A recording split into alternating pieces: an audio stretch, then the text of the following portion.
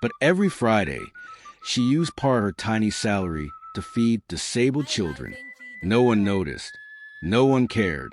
Until one day, a billionaire quietly followed her, and what he saw changed both their lives forever. No one noticed Amaka. She was a kind of employee who blended into the background, always early, always quiet, never complained.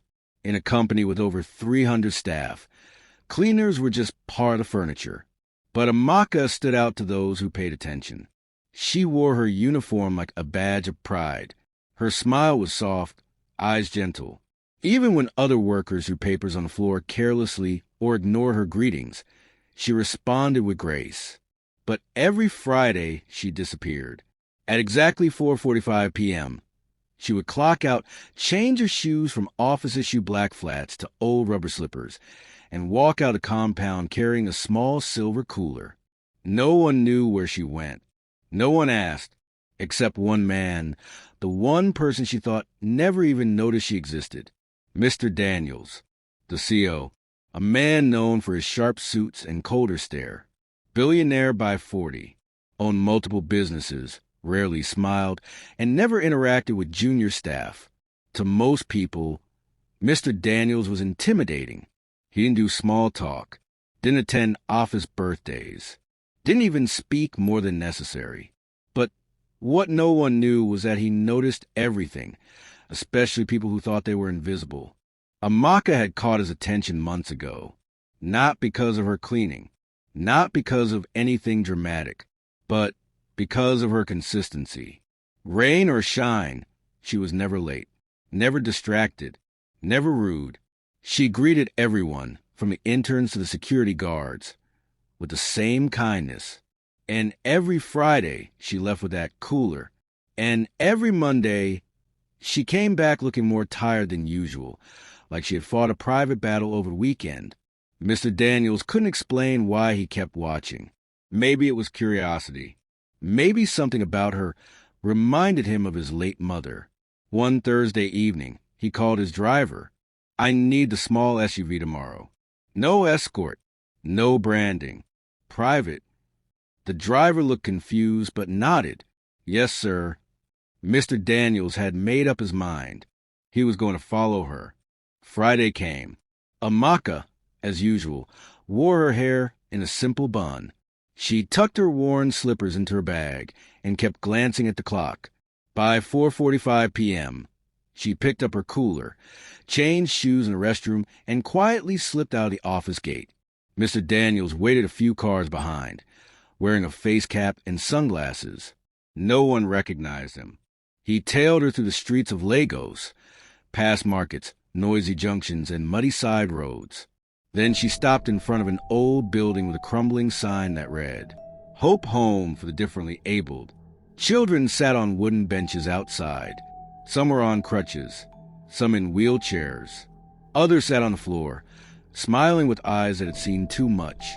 Amaka walked in, and the place came alive. "Big Sister Amaka," they cheered. She opened the cooler and began serving jollof rice. One by one, she fed them with her hands, laughing and wiping mouths gently. "Easy, Chinidu. Don't rush it. Zainab, you like extra fish, right? Blessing, come, let me help you eat." She wasn't just feeding them. She knew their names, their conditions, their favorite food. She was family. Mr. Daniels sat in his car, frozen. He watched her kneel on bare ground to feed a boy who had no arms. She tied a napkin around his neck and blew on the food to cool it down before gently placing it in his mouth. The boy smiled like he had just been given the world. Then Amaka whispered something, and Mr. Daniels heard it clearly through the open window. "Even if I have nothing, I'll give them love. That's the one thing I still own." His heart squeezed. This woman, who earned barely 40,000 Nigerian nairas a month, was spending her Fridays feeding children who weren't even hers. No cameras, no clout, no reward, just kindness. He leaned back in the seat, eyes burning. Something cracked open inside him, something he hadn't felt in years. The world had made him cold. But Amaka reminded him, that true wealth had nothing to do with money. It was about heart, and she had more than anyone he'd ever met. Mr. Daniels didn't return home that night. Instead, he sat alone in his car for hours, parked just a few blocks from the old building. His mind kept replaying what he saw. Amaka laughing with the children, serving them with her bare hands, cleaning up after them like a mother who had nothing else to give except her love. No cameras, no recognition, just love, raw, real, rare. He had built empires, owned skyscrapers, flew first class across the world. But none of it ever felt like that. That realness. That kind of joy. He finally drove back to his mansion in Akoi at 11:47 p.m. The gates opened. Staff greeted him. "Welcome, sir." He barely responded. Inside his home, chandeliers, marble floors, imported furniture, everything looked empty, soulless. He went straight to his study, poured a glass of whiskey, and stared at the blank wall for what felt like hours. Then he pulled out his laptop and began typing. Monday morning. Amaka arrived at work early as always, her hair tied back in a neat bun, but the atmosphere felt strange. People were whispering. She approached the cleaner's board where their names and assignments were written. Her name was missing. She blinked, looked again, checked the back of the sheet. Nothing. Had she been fired? Fear climbed up her spine. She needed this job. How would she afford the food for the children? She hadn't even paid her room rent for this month. She turned to ask one of the supervisors, but he simply said, "You've been transferred. You're to report to the 7th floor. HR office." Her legs trembled. HR? What had she done? She took the elevator slowly, holding her breath. The doors opened to a floor she'd never stepped foot on. Marble tiles, glass walls, air conditioning that didn't feel like it came from a dying machine. Everything smelled of money. A receptionist smiled at her. "Miss Amaka, Mr. Daniels will see you now." Her heart nearly stopped. "Mr. Daniels? The CEO? What does he want with me?" She walked into his office, trembling. The room was quiet, bright, immaculate. Mr. Daniels sat behind a large glass desk, dressed in all black, his face unreadable. He gestured to the seat in front of him. "Sit." She sat, barely breathing. He stared at her for a long time. Then he said quietly, "You've been working here for how long?" "For years, sir," she whispered. "And in 4 years, you've never asked for a raise. Never missed a day. Never been late. Why?" She looked down. "I'm grateful to have a job, sir. That's enough for me." He nodded, then leaned forward. "Why do you feed those children?" Her head snapped up, eyes wide. "Sir, I saw you. Friday evening. I followed you." Amaka's eyes filled with tears immediately. She stood up, panicked. "Please, sir, I wasn't stealing food. I used my own money, I swear. I... Sit down." She obeyed. He was quiet again. Then he sighed. "I don't think I've ever met anyone like you, Amaka."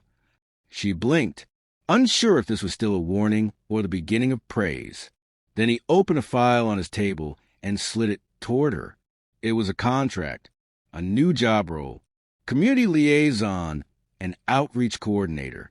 Salary, 600,000 Nigerian nairas monthly. Benefits, full housing, health care, transportation. She stared at it, confused. "I don't understand." "You won't be cleaning floors anymore," he said. "You'll be running something much bigger. I've just launched a new foundation, the Amaka Children Initiative. You'll head it, with full staff, funding, and anything else you need." Her lips parted, but no words came out. "I want you to expand that little feeding program of yours," he continued. "Turn it into something powerful. And I want the world to know your name." Tears rolled down her face. "You're not invisible anymore," he said.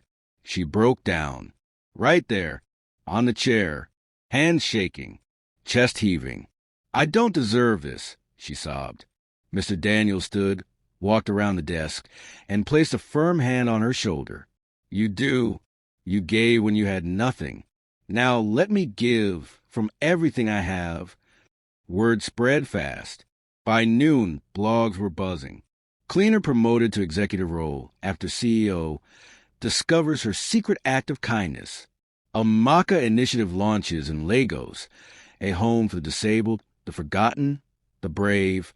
The same co-workers who ignored her before now clapped when she walked by. But Amaka stayed the same, humble, kind, steady.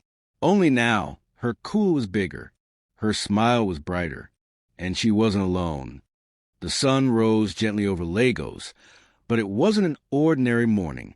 People were gathered in front of a newly painted building that now stood tall, where a broken shed once sat. The sign above the gate shimmered in gold and blue. The Amaka Children Initiative, where love lives first. Children sat in neat uniforms.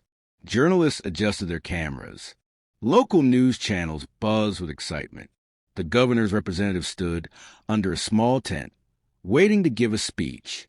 And Amaka, she stood near the entrance, wearing a simple but elegant Ankara dress, tears already in her eyes.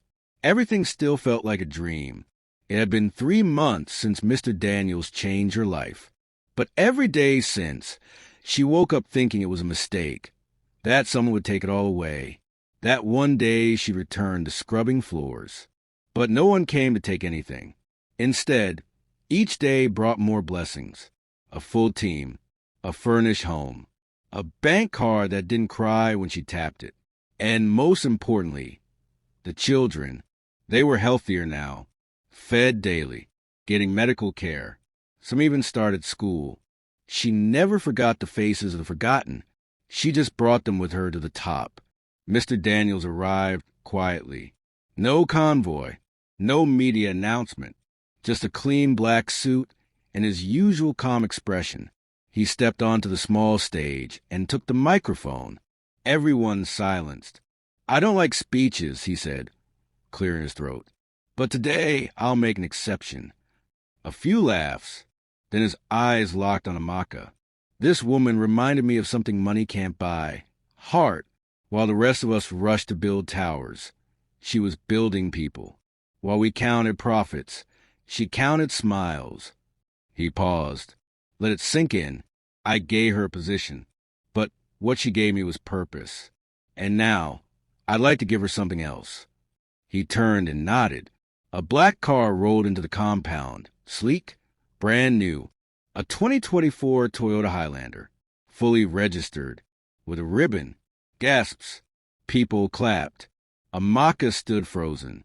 "Amaka," Mr. Daniels said, "this is not just a car. It's independence. It's safety.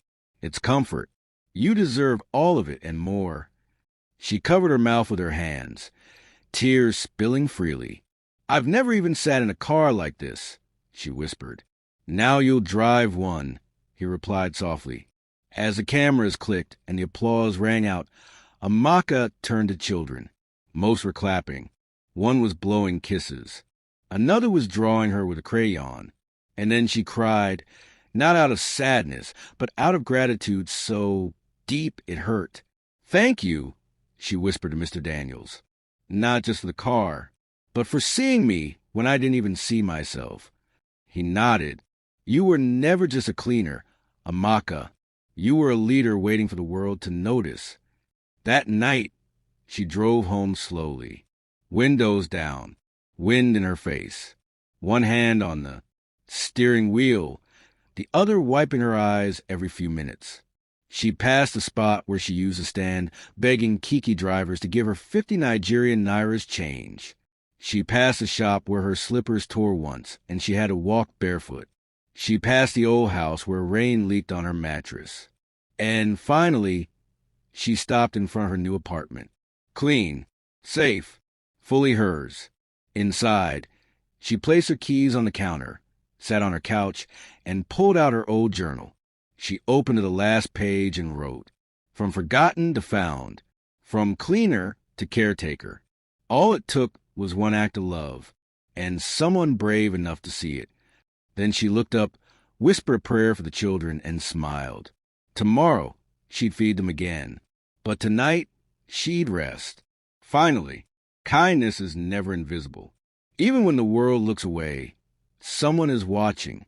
And when they see you, truly see you, the blessings that follow can rewrite your whole life. The end. If this story touched your heart, don't just scroll away. Hit the like button. Share it with someone who needs hope today. And subscribe for more real stories that remind us kindness still lives in this world. Leave a red heart in the comments if you believe small acts of love can change lives. Thanks for watching.